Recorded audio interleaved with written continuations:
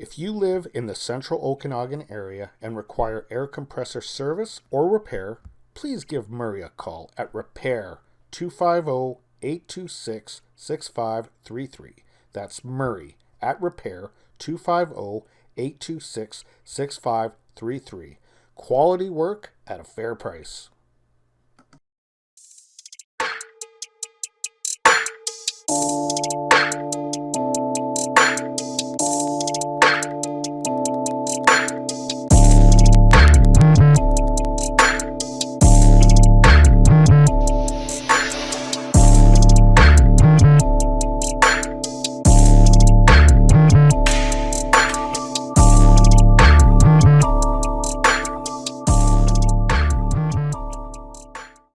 Hello, everybody. I am Gene Edwards. This is my review for the Edmonton Oilers Colorado Avalanche for April the 9th, 2022 at the Rogers Place in Edmonton, Alberta.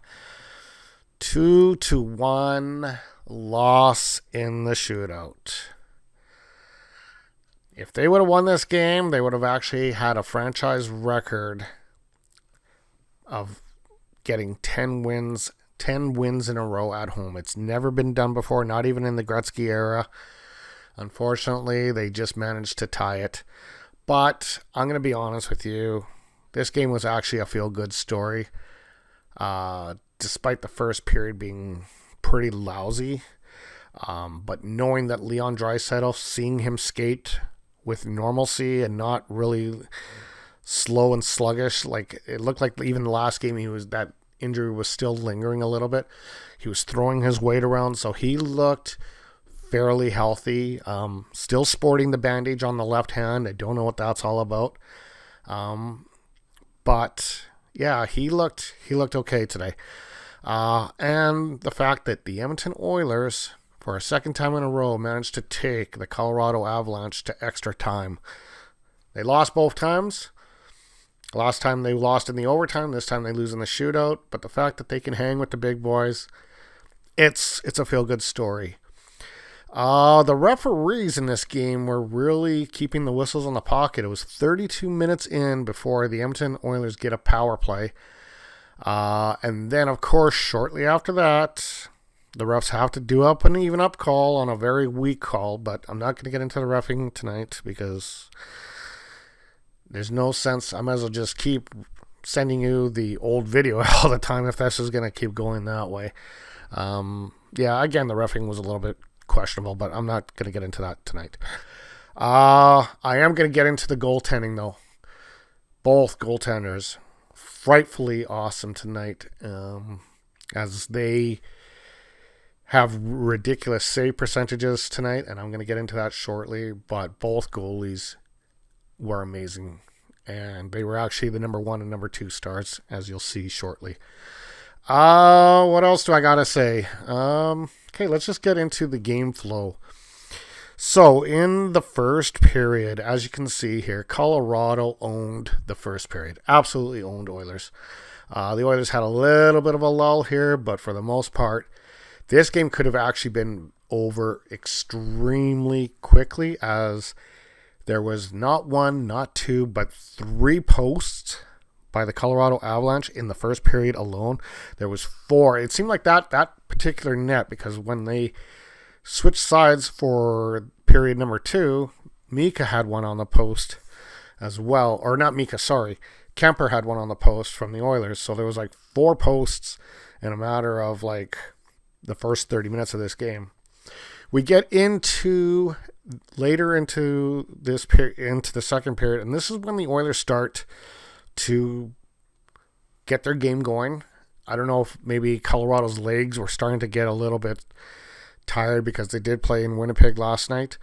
But yeah, the Oilers' legs started to get going, and they just took off from there throughout the rest of the game. They owned it. They owned Colorado on the gameplay. They owned them statistically, on shots, on hits. I'm going to get into the stats too. Like they dominated. The Oilers actually outplayed the Avalanche. The Avalanche won the game, but the Oilers did outplay the Avalanche.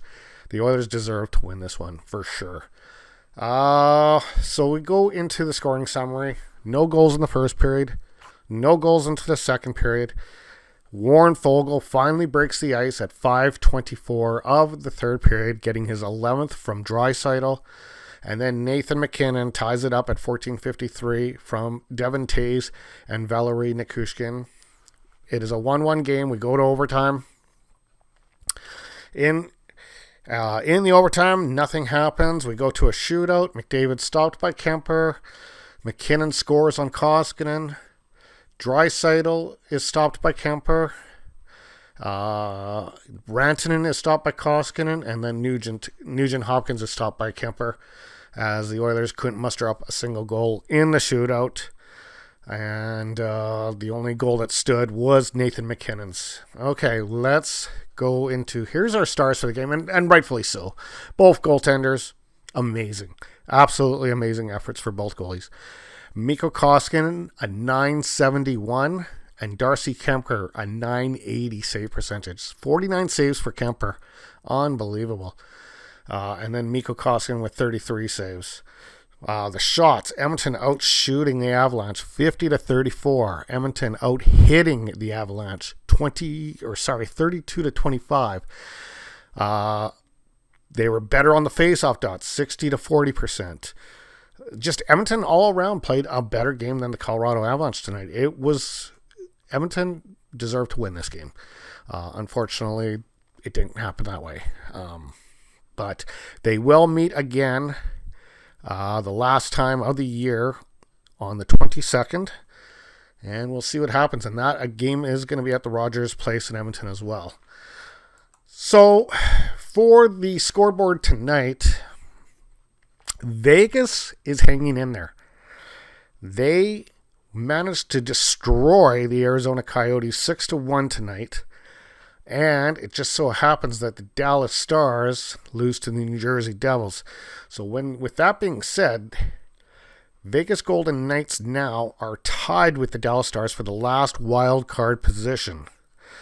This kind of worries me because if Vegas somehow managed to sneak into the playoffs, all those guys that are on the LTIR, the cap circumvention thing, are going to come. You're going to see Stone. They're going to be loaded up, and then all of a sudden you watch Vegas become a massive contender, maybe go all the way to the final, or if they I could just imagine if they were the ones to take out Colorado, what kind of an uproar there would be.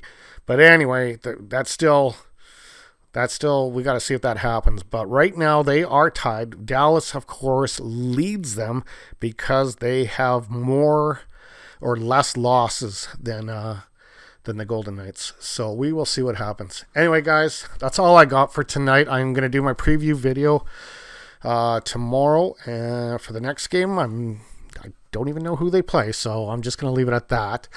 But yeah, you guys have a good night. Don't feel too bad about this game because the Oilers actually deserve to win this game.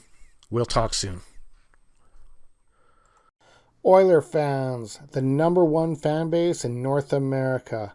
If you guys like the content that Sammy and I bring you, please feel free to like, share, and subscribe, and leave messages in the comment section below. We will talk to you soon. Have a great night.